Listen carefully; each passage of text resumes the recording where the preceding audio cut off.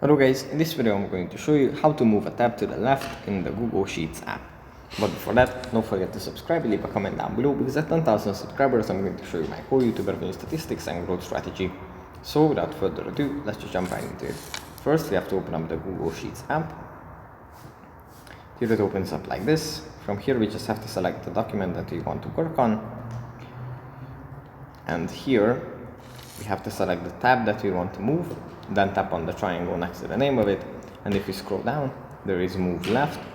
We tap on this and then the tab is going to be moved to the left by one step, and this way we can organize our tabs however we like them to be. Then if we want to move it back, we just tap on it again and then tap on move right, or we can just use the undo button in the top row. So yeah, that's pretty much it for this video. Hope it was helpful for you guys, and I'll see you in the next one. Bye.